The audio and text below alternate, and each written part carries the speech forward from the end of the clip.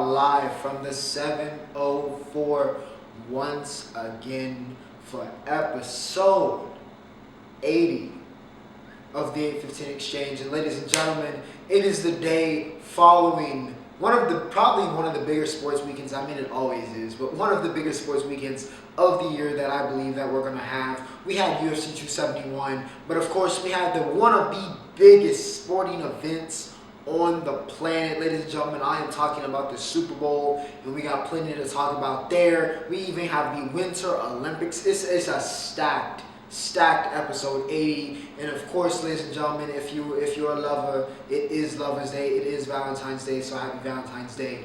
I will not burden you with the experiences of my current romantic life, but February 14th is essentially just another day for me.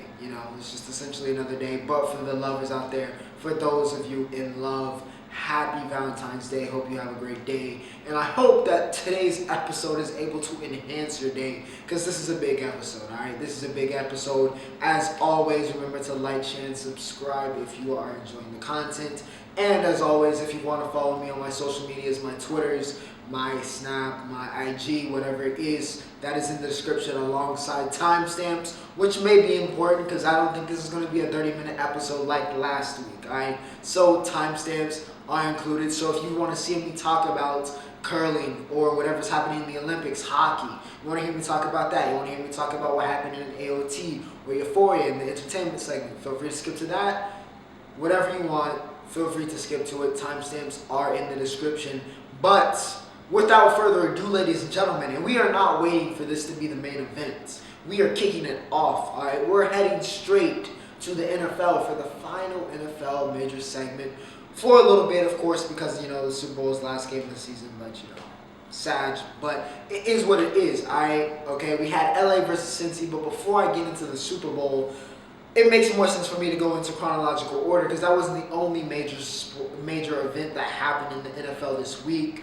Of course, we had the NFL honors on Thursday. We had the Hall of Fame class. Shout out to Richard Seymour. Shout out to Sam Mills, which is big here in the 704 because the Panthers, Tony Boselli. It was a lot of guys. Dewar Butler, a lot of guys that it felt like they dedicated this class to guys that had been, on the brink of getting in, but had to wait because Mills, what is this, 20-year wait? I think it's been a lot of guys in that type of vein. And they kind of put a lot of the guys that could have been first ballots or should have been first ballots, put them on the back burner to make sure that these guys that they felt needed to get in or were overdue getting in, which I can understand, but it's still like, come on. You can't tell me DeMarcus Ware is not a Hall of Famer. You can't tell me Zach Thomas, who's been waiting for a while now, shouldn't be a Hall of Famer. Devin Hester should be a Hall of Famer. Honestly, the list of people that didn't make it to a hold, that did not make the Hall of Fame this year, that could have made it, was honestly a better list than the people that did make it. With all due respect to those that made it, congratulations, well deserving of the honor. But man, you got a very, very tight list next year, and it's going to be very, very competitive to see who makes it and gets their gold jacket. Hopefully all those guys that missed out this year that are deserving are able to eventually get in. Also, of course, with the NFL honors, that means we're giving out the season awards. I stand by my pick that this needs to occur just like the NBA. Even though they moved it in the NBA, this needs to go because they're regular season awards, right? In playoff, what happens in the playoffs are going to taint what, people's opinions are of, who's deserving here or not with some of these awards. Feel like it should be and it should happen, after the regular season, like directly after the season, but I digress. Even though the NFL's model still makes more sense than NBA's, which is completely after the season, and the NFL's at least is before the Super Bowl. But like I said, I digress. MVP goes to Aaron Rodgers. Listen, we can.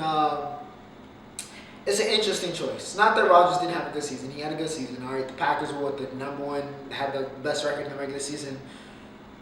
I don't know if I'd have given Rog the MVP. I would have personally. I think this is as good of any year to give it to like a Cooper Kupp. We could even give it to a defensive player. TJ Watt tied the sack record. He was a force of nature. I think there were better candidates, maybe even JT, better candidates to A-Rod. Not that he, did not have a great season. He had a great season, but I think there were some better candidates for MVP, but Rodgers won the MVP. Defensive Player of the Year, like I said, went to T.J. Watt, well deserving, even though I'm a Cowboys fan. And I love Micah, and he got Defensive Rookie of the Year. And I'm sure he'll, God willing, eventually win some Defensive Player of the Years and get some of those on his mantle. TJ, well deserving. He's been in the running the past couple years anyway. Probably the best defensive player on the planet right now. It's insane. That Watt family, it's just absolutely insane. But yeah, congrats to TJ. He was Defensive Player of the Year. Offensive Player of the Year goes to Cooper Kupp. We're going to be talking about him later if you watch the Super Bowl. And let's be honest, you watch the Super Bowl, so you know why we'll be talking about Mr. Cooper Kupp later. But he wins Offensive Player of the Year. Triple crown for a receiver. Just, dominant. Absolute dominant. A ridiculous year. And we'll talk more about that later. Offensive Rookie of the Year goes to Jamar Chase. Again, well-deserving. Already emerged as one of the best receivers in the league. And, of course, we'll talk about that because that also happened in the Super Bowl. Comeback Player of the Year goes to Joe Burrow. Well-deserving as well. Got no problems with it. Dude went from injury to the next guy in this league. So, yeah, all credit to Burrow. And Coach of the Year goes to Vrabel. Feel like this was coming. He's been a phenomenal. I know a lot of people were iffy when he first got hired with the Titans. But Vrabel's worked out. He's worked out, done dividends. What he did with that team without your best player in Derrick Henry was big. They need to make some changes in the offseason, of course, with the roster makeup. So they can, they've kind of hit a plateau. But Vrabel's doing a great job as the head coach. Now, with that said, ladies and gentlemen, let's talk about the Super Bowl. All right? And honestly, not to toot my own horn again on this, show, but what is it? What is the Drake quote that I love? Everything I said it happened. Once again, ladies and gentlemen, I hope you watched episode 75 79, because everything I said it happened. Everything I said it happened. Even though this game went down to went down within a minute. It was a great game, right? Despite the shoddy officiating, which we kicked off with the missed PI on Ramsey, and then the missed offensive PI on T, and then, just questionable calls throughout, and then the Logan Wilson, who played a phenomenal game. Logan Wilson played a phenomenal game. He should be a part of the future in Cincinnati, right? That interesting call, which, based off of what they hadn't called, probably should have called against Cooper Kupp and Logan Wilson in the end zone towards the end of the game. Despite the officiating, it was still a very, very good game. Still a very, very good Super Bowl. I got no qualms about it. All right? Of course, as you should know by now, if you are not living under a rock, and even if you're living under a rock, you still may know, LA took the win, like I said, 23-20 against Cincinnati. The Rams get their Super Bowl. McVay gets the Super Bowl. Matty Stafford gets the Super Bowl, throwing 283, 3 touchdowns, 2 picks. Now, I said with Stafford, I said he needed to minimize his turnovers. And you saw it throughout the game. He had that stretch where he threw the 2 picks, which one of them, the chalked the ball downfield, that was on him. The other one, Ben's got to catch that, all right? Ben has to catch that, okay? I've yet to see him really make a great play. I know he was great at Notre Dame, but he has not been that guy in the league. All right, that wasn't really on Stafford, but nonetheless, it was that kind of period where the 2 straight picks, and that really changed the game. That shifted the momentum in the Bengals. So for a second there, I thought maybe the Bengals, if they could capitalize here, could put this game away. And if they had scored, they would have put this game away. But they were unable to take advantage. But like I said, Stafford had to control the turnovers. And besides that part, period of time in the game, he did that. And it worked out. Also said y'all need to get the ball to Cooper Kupp. Okay? You need to get the ball to Cooper Kupp. Y'all can score. Get the ball to Cooper Kupp. And early on, got it to Kupp, had success. Middle of the game, I don't know what happened in that third quarter, but they iced him out of the game. It wasn't that, even though the Bengals had some solid coverage, solid at best, they, for whatever reason, went away from Kupp and the offense was stalling out. It was stalling out. But as soon as their fourth quarter came and they started force-feeding Kupp the ball again and getting him to that 8 receptions, 92 yards, he was able to deliver. And, of course, he delivered with the game-winning touchdown, 2 touchdowns on the game for Kupp, for the Offensive Player of the Year, for the guy that should have been MVP, for the guy who's had one of the greatest individual seasons in probably sports history. Super Bowl MVP, Offensive Player of the Year, Triple Crown. Does not get much better than what Cooper Kupp has done this season. He's the best receiver on the planet, with all due respect currently to Devontae Adams and whoever else you want to put up there. He is the best receiver on the planet. I don't really think it's much of an argument. You can claim people are more talented, but you cannot argue with the numbers. Men lie, women lie, numbers do not. Kupp is the best receiver on the planet. He proved it yesterday. When they got him the ball, the game changed for them, and good things happened. All right, OBJ. Hate that he got hurt. I absolutely hate that he got hurt because he might have put up a Super Bowl MVP performance with the way he was starting.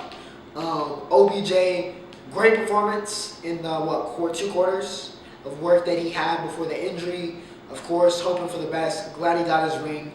Glad he got his moment. Got the touchdown. Looked like he was going to be a big factor. If he's healthy, this game might not be as close as it was.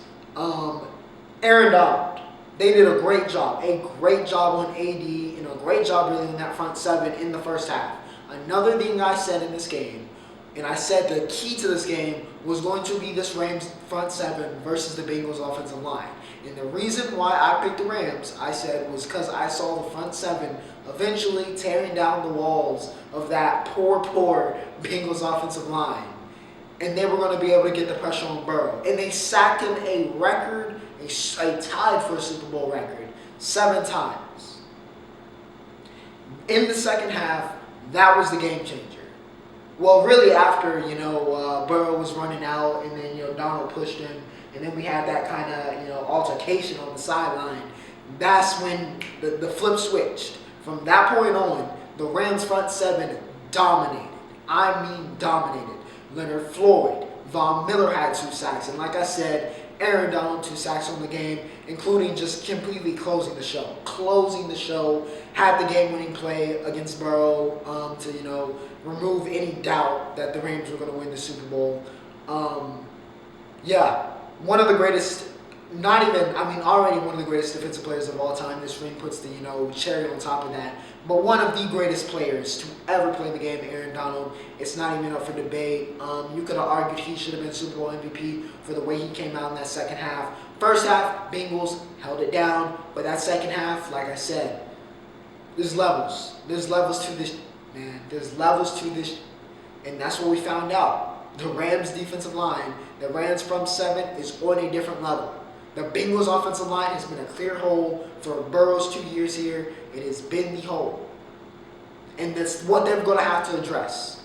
In the offseason, the Bengals absolutely have to address that. That is priority number 1. Get your franchise quarterback and offensive line. Burrow was not bad at all in this game. 263 and a touchdown. Besides the sack, showed off a lot of toughness with that, looked like he could have been out for the game with a bad injury to that kind of ankle, leg area, but toughed it out. Kept the cool head, as he does. Joe Cool, Joe Brr, Joe Shiesty, Joey Franchise, the king in the north, Joe Burrow. He's still that guy. I still think if they get the weapon, and if they get him an offensive line, they will be back and they will win Super Bowls with this guy at the helm. But you gotta protect him. You absolutely have to protect him. The 3-headed monster was in fine form. Of course, Jamar Chase beat Jalen Ramsey early and honestly often. Wasn't Ramsey's finest game. Wasn't his finest game. T. Higgins, even though that should have been called, like I said, the offensive PI when he grabbed the face mask. Higgins showed why he's a great receiver as well. 4 receptions, 100, and 2 touchdowns for T. Mixon, got the trick play, Mixon touchdown. Higgins was great. Tyler Boyd, despite his first drop of the season coming in a costly situation, Boyd was fine as well. 3-headed monster. Keep them together with Burrow. That's gonna lead to great things. Like MVP, Super Bowl, great things. Keep the 3-headed monster together, Cincy, if you can. They're not the problem. Eli Apple is in the torture rack right now. And besides Cooper Kupp putting him in the gulag yesterday, he's been getting scorched. Not just by me on the show right now, not just by me on TikTok last night, But overall, on social media, he was getting cooked. Okay, I don't know who was cooking him more, the Rams receiving corps or the NFL players and the people of the United States and the world on Twitter. I don't know where he was getting burnt more. I can't tell. Alright? He was getting cooked. He was getting cooked on the field and he was getting cooked off the field. Alright? Eli Apple slander hit an all-time high last night. Alright? An all-time high. I wish crypto was up the way that Eli Apple slander stocks were. Okay? The man was getting fried. Just like he was getting fried by Kupp on that last possession. Alright? The man burnt out to New York, he burnt out of New Orleans, and it's looking like he's going to burn out of Cincinnati. Because I don't know if they're going to let him back in the state. In the words of, what is it? Was it Herm or was it Dennis Green? He is who we thought he was. Alright? He had little plays here and there in the game, but overall, Eli Apple was exactly who we thought he was. A suspect, a target. The guy that you pick on. The guy that you look on film and see that's the weak link. And they picked on him all game long. And when it came and when it mattered,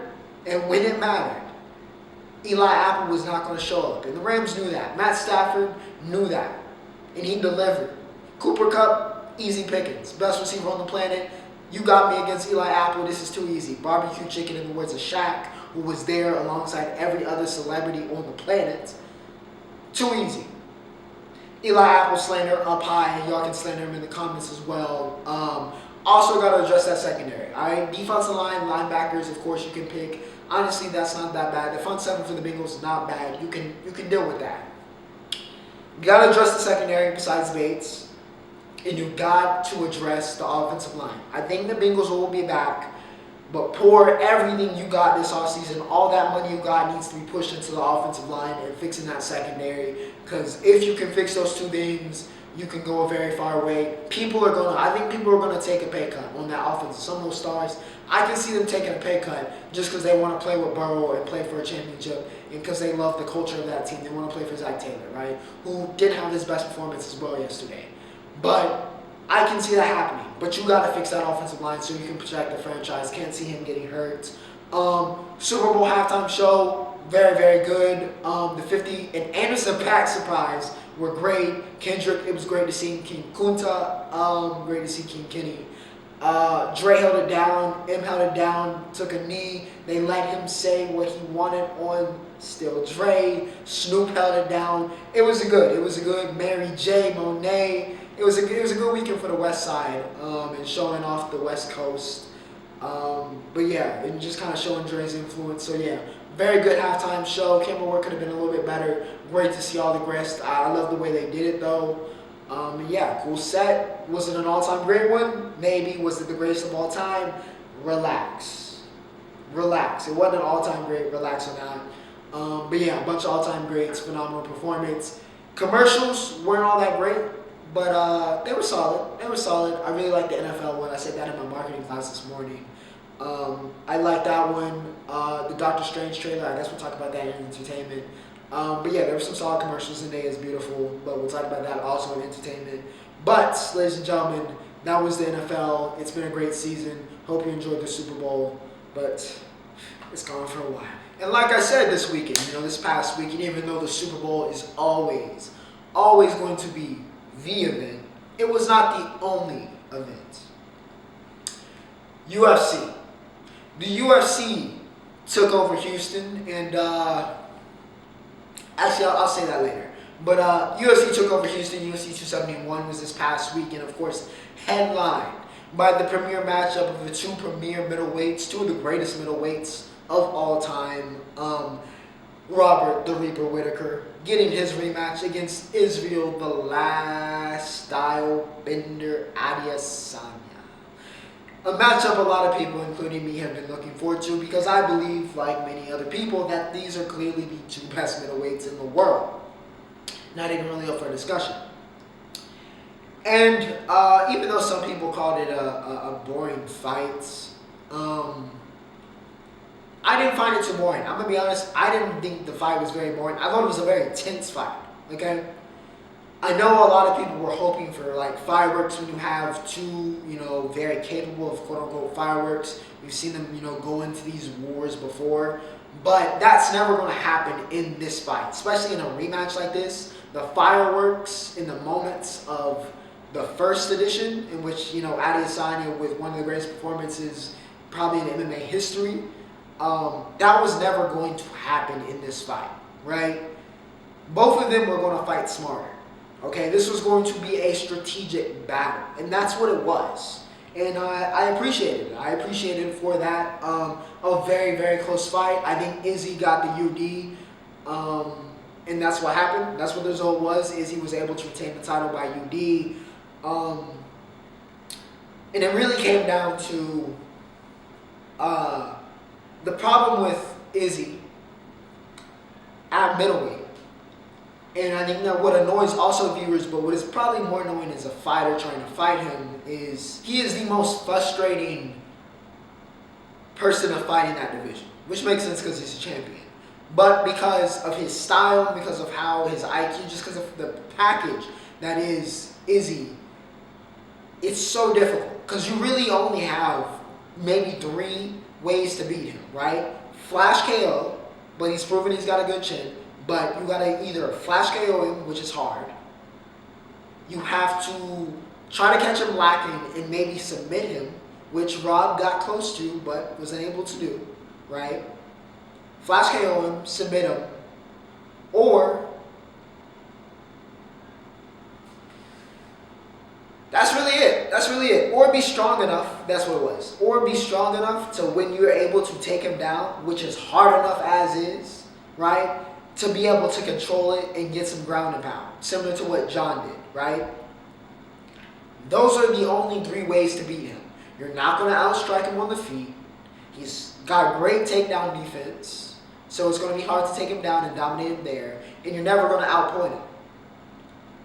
So you really only have 3 ways to beat Israel Adesanya, and they're all very, very, very difficult because of his skill set. So Rob, he took the method. Of course, we knew, not a surprise. He was going to try to use the wrestling, and that's, like I said, it's what the fight came down to, right? And it's this argument that we've kind of got going on in MMA about takedowns. And here's the thing. It was great that, he was able to get those 2 to 3, I think it was 3-ish takedowns he was able to get on Izzy. But the problem is, it's one thing to take him down, but just like in wrestling, when you take somebody down, you have to have control. Rob was never once in any of those exchanges did he ever maintain control. He may have had initial control to get the takedown, but immediately after, he was unable to control Adesanya. Izzy was way too slippery, and he was able to get out of every single exchange. Which in wrestling, for those that do not know, you get points for escapes. You can win a match basically off of escapes. And in a wrestling match, if this was a wrestling match, Izzy probably would have won off of escapes because he's escaped every single time. His takedown defense is elite. I would dare say elite. Not that he can't be taken down, but he's able to get out of it. I won't say it's elite. It's very good because he sometimes gives up his back a little bit too much and it almost got him submitted. But his takedown defense is very, very high level, right? And unless you are like a Khabib, Kamaru maybe, right? And I'm talking about at his weight, not like at a lower weight like those two are, who would have trouble with it. It's going to be very tough. Or you weigh more than like Giant, right? It's going to be tough to take him down and keep him down to have any type of, output off of that. So I can't give Rob, even though he was able to get that. And it wasn't and honestly, I'm pretty sure Izzy defended more. There was more missed takedown attempts than completed. Even though he got those and had those moments that got that left jab going, I can't give him the win off of that. Very close fight, but I can't give him the win off of that. I really, really like the way Izzy incorporated the kicks, especially with the body work. Really appreciated that. And of course, the low kicks caused a lot of damage to Rob's lower half, even though Rob fought it off, showed a lot of toughness working through that. Izzy outpointed him. That's what it was. It is what it is. All right? He's the best in the world. All right. Sorry that you didn't get your knockout or whatever, but he's here to win. He's here for legacy, like you said. He's here for glory. Okay. He's here to win. Go down as one of the greatest of all time. And fighting smart is how you go down as one of the greatest of all time. All right. And anyways, why would Rob want to get into a? We saw how that went in the first. Why would he try to get in a barrage? Even though it's not like he has good enough boxing to hit Izzy, but he's never going to win a striking match or a kickboxing match against Israel Adesanya. Nobody in that middleweight division, very few people in the UFC, if any, are going to beat arguably the greatest striker in the history of the UFC in a striking match. So I don't know why y'all would want Rob to go for that. But anyways, I thought it was a perfectly fine fight, a very tense fight. I think they're the two best in the world. Izzy, he's just a tough out, one of the best. That's why he's my guy. The Last Stylebender continues his reign atop 185. In the co-main event, Derrick Lewis needs to stop. This is what I was going to say earlier. Derrick Lewis might need to stop, fighting in his hometown because Houston just does not bode well for him. And I feel like the Black Beast, despite, his popularity and the great moments he's given us, I feel like he might be on the downturn. Tai Tuivasa broke the shoey out because in round two, he gets the knockout against Derrick Lewis. It was a shock. Listen, they said they were going to swing and bang, and ladies and gentlemen, they swanged and they banged. All right, pause. They swanged and banged, pause. But yeah, it was great. It was a great fight, a very exciting fight. They did exactly what they said they were going to do. It delivered. I don't know how Tai took some of those shots. His chin is ridiculous. Samoan chins or they're different. It's just different, bro. It's just different. It's different. Hendo, Mark Hunt, and now Tai is just different, okay? He took shots that Black Beast has put people to the afterlife with, okay? And then he sent the Black Beast to the afterlife. So yeah, credit to Tai. I think his luck is about to run out, against like Cyril. But, hell of a win. Congratulations to Tai. Big win over the Black Beast, who just might need to stop fighting in Houston because it's not working out.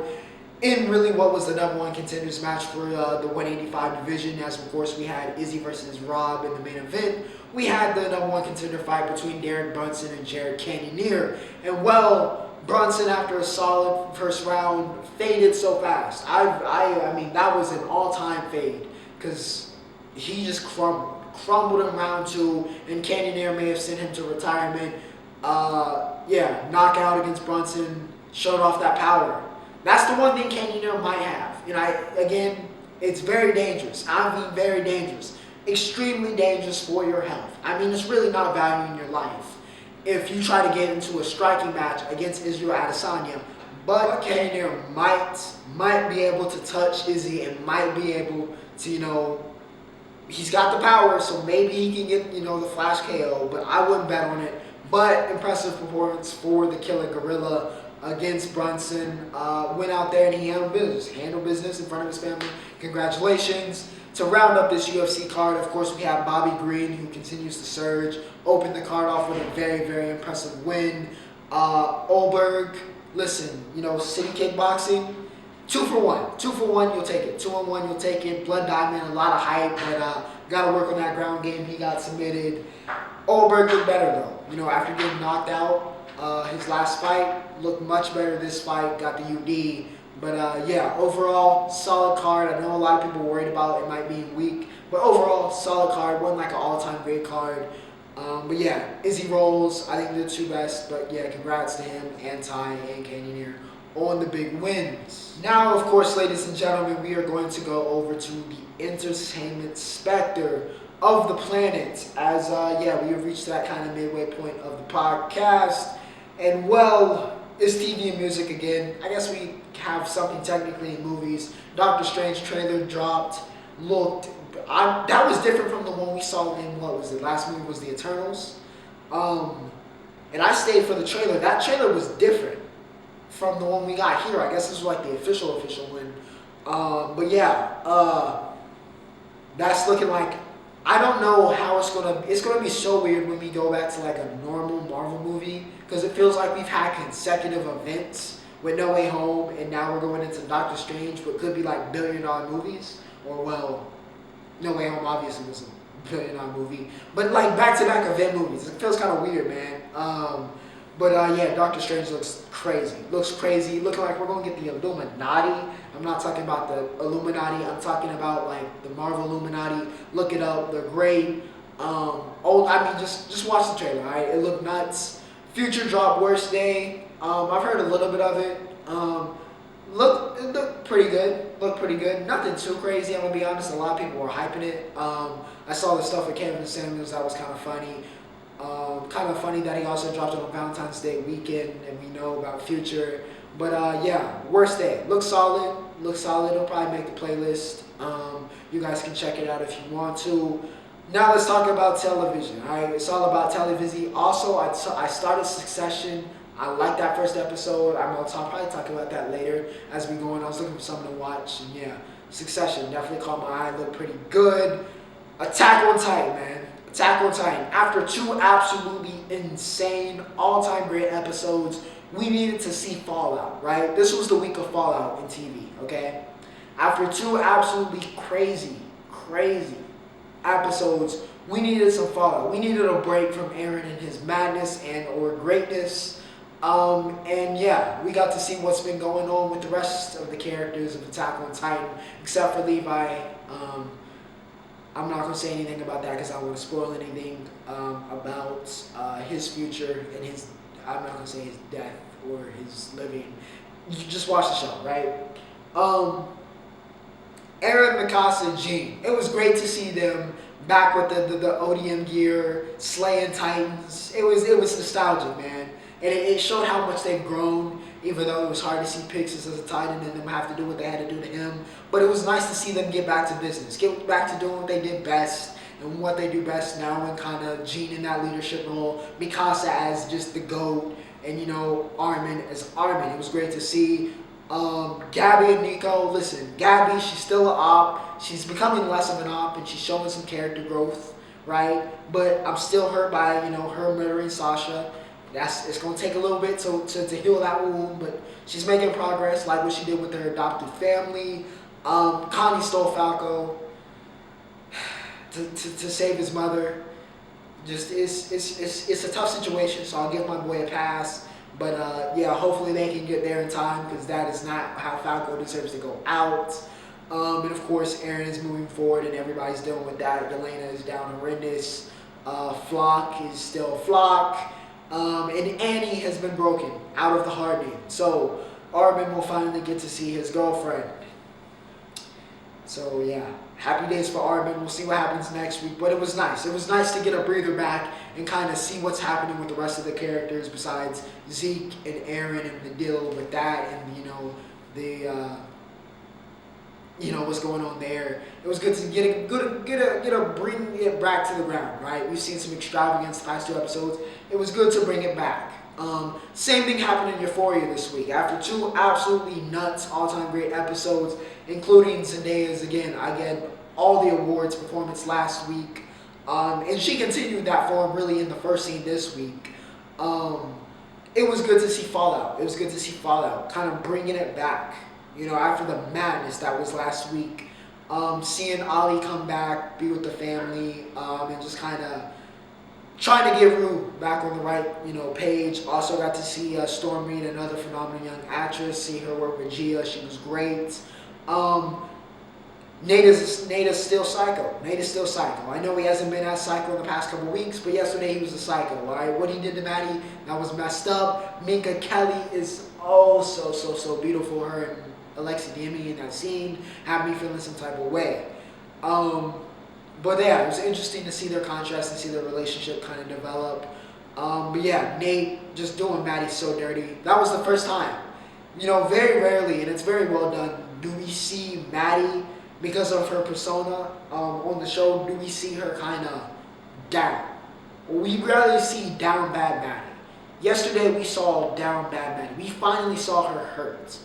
There wasn't the pride, there wasn't the anger, wasn't the whole, bad mantra that she's got. She was hurt.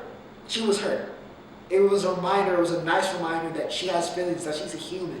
that these are people that she cared about that betrayed her. And it's not just anger, there's a full array of emotions. So I like that Alexia and Sam were able to, showcase that with Maddie. Nate was wrong for what he did.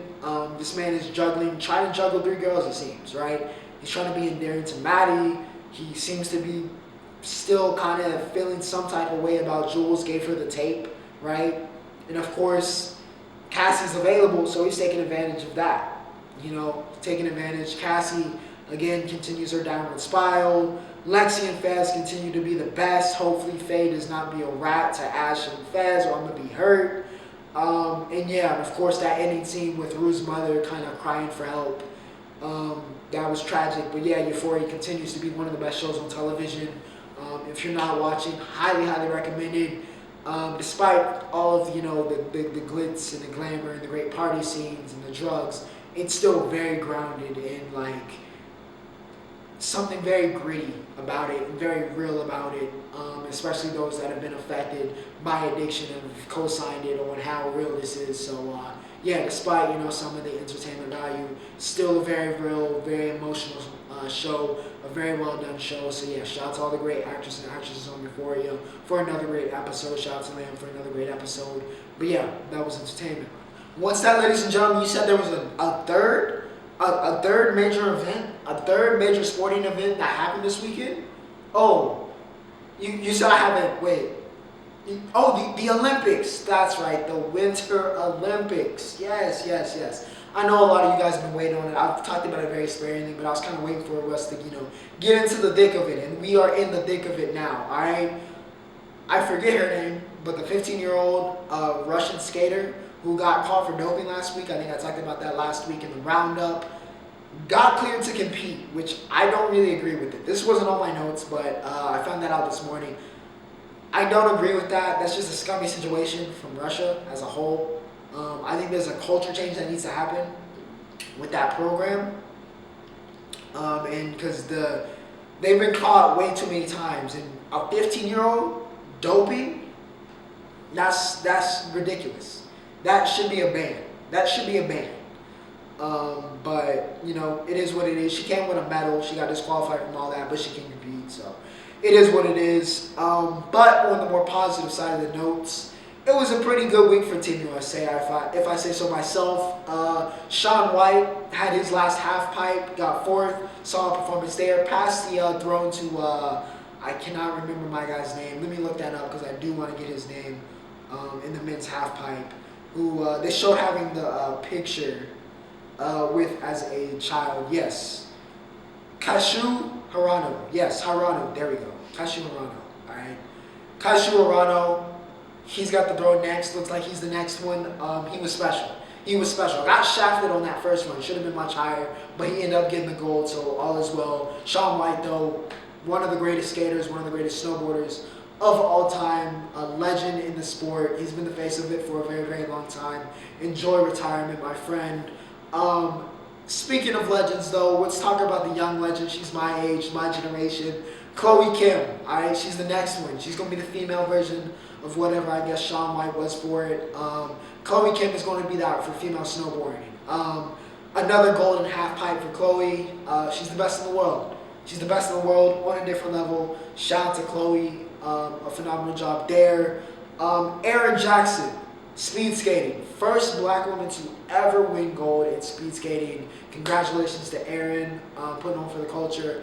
Phenomenal performance there. Also, the first American woman since Bonnie Blair in 1994 to win as well. So, again, great to see that for Erin. I think she did that yesterday. But congrats to Erin Jackson for winning Olympic gold medal, tearing barriers down.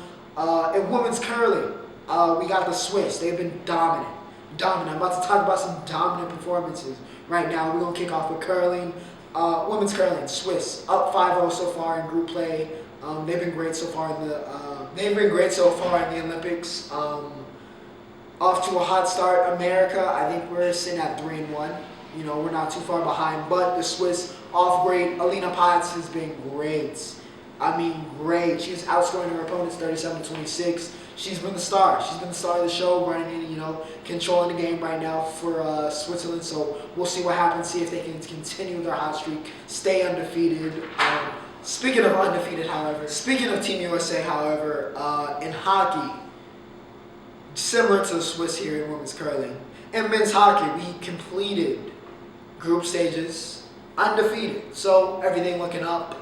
Beat Canada, our chieftain rivals. So we're looking good so far in hockey. I will say though, in women's hockey especially, some of the scores have been, for Canada and USA, for the teams they've gone against, have been absolute beatdowns. I mean, it's been a beatdown. I think Canada won by 9 goals. I think they put up 11 goals in one game. I think we've had an 8-goal game. Listen, it's like the skill gap is massive. It's massive. It's like us in Canada and everybody else. And that's been very exciting to watch if you're enjoying the offensive output. But for the opponents, probably haven't been too fun for the opposing countries because it's been dominant in hockey. But of course, we'll cover and we'll continue with the Olympic coverage as the Winter Olympics storms on. But shout out to Chloe Kim, Aaron Jackson, the Swiss. Shout out to the hockey teams. Been a good week. Been a very good week. Now to kick it over to college basketball.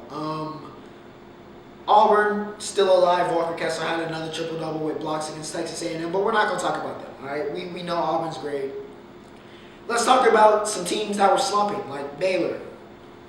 Had the golden opportunity against Texas to get back on track, one of their rivals, Texas, in-state. Very, very big game for Baylor. Very, very big game. A must-win, you could say, for Baylor. And, well, they came out and they showed out. All the starters in double figures. Flagler led them with 20 points, and they showed out. They showed out against Texas, got the win 80-63. It was a must-win. It was a must-win situation for Baylor after the slump they've been in recently. They needed a win like this against another very good opponent, another ranked opponent in Texas, in-state rival. They needed this win, and they were able to deliver. So congrats to Scott Drew and co. Baylor Bears, hopefully back on track. Rutgers and Wisconsin. All right, I was watching this one from the gym. Wisconsin. Listen, Rutgers is dangerous, man. They are dangerous. They have been the giant slayers this year, despite not really being ranked, despite having an up-and-down season. When they've won, they have won against the best of the best in the country. And they did it again. Ron Harper Jr., again, special player.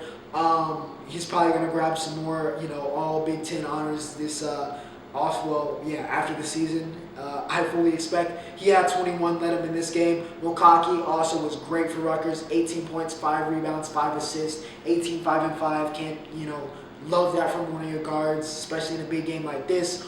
Tyler Wohl had 23 for Wisconsin, but Johnny Davis struggled. Rutgers were able to do what they needed to they defended him very well against one of the best players in the country this year, one of the best guards in the country. They were able to shut him down. Only 11 points for Davis. He did have the 8 rebounds, but overall, great performance defensively. Did what they needed to do against Wisconsin to get the win, and Rutgers gets another upset win. A reoccurring trend here for Rutgers. Congratulations to the Scarlet Knights. Yeah, congratulations. In the Battle of LA, it's been a big weekend for LA. In the Battle of LA, of course, we got USC and UCLA, and fight on. 5 straight for USC against UCLA, which sounds crazy to say. As successful as UCLA has been, it's been 5 straight games that they've taken that sweet, sweet L to the boys. Sweet, sweet L's. Drew Peterson, 27 points. Drew was phenomenal, played the game of his life. Best game of his young career so far. He was great in this game against UCLA. Tiger Campbell on the flip side for UCLA. He was great, but Peterson, 27 and 12. He was phenomenal. A phenom in this game. Helped lead that USC team, who also came together. Group performance. They had the arena jumping in LA at SC, and they got it done. 3-point win. USC UCLA games have been must-watch recently. They've produced a bunch of great games, even though UCLA has taken that L 5 straight time. They've been great games each time. It's cool to see. It's cool to see the 2 LA programs, up good in basketball, getting a lot of great talent. And yeah, one of the more interesting rivalries, I would say, in college basketball right now. Also, not so much in college football because both teams are kind of down, even though that might be about to change, of course, with Lincoln Riley and UCLA getting a little bit better. But in basketball, certainly, they have delivered. And yeah, it was an interesting week, you could say, in college basketball. Now, with that said, ladies and gentlemen, we have reached the Roundup. And well, the Roundup is it's headlined. It's headlined by a little bit of NBA, not too much. Really, I'm not going to slander the Lakers. You know what? Lakers, y'all are under enough. Y'all didn't make any moves at the trade deadline. Y'all are doomed. So let's talk about some positives. Even though Bron didn't have the best ending to that Warriors game, he was able to break the all-time points record in that game, including the playoffs. It wasn't the 38K that everybody knows about. It was the 44K that everybody may not know as much about. He is now the all-time leading scorer, regular season and playoffs in NBA history. So congratulations to a man who's arguably the greatest of all time and certainly my favorite player of all time. So yeah, shout out to Bron. He breaks the points record.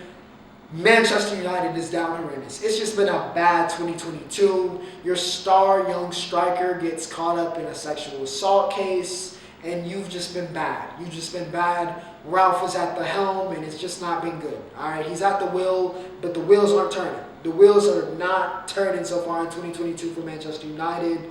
CR7 is goalless. It's just not good. It's not good. Champions League, of course, returns this week, so we'll see if there's a change in fortune, but it's been a tough 2022 for the Red Devils. We'll see if there can be a change in fortune, like I said, with Champions League coming back, and we know how Champions League Ronaldo goes. But with that said, ladies and gentlemen, a stacked episode 80 has reached its conclusion. Once again, remember to like, share, and subscribe if you enjoyed today's episode. Happy Valentine's Day, and yeah, I hope you guys have a great week. But without further ado, Ocho, signing off.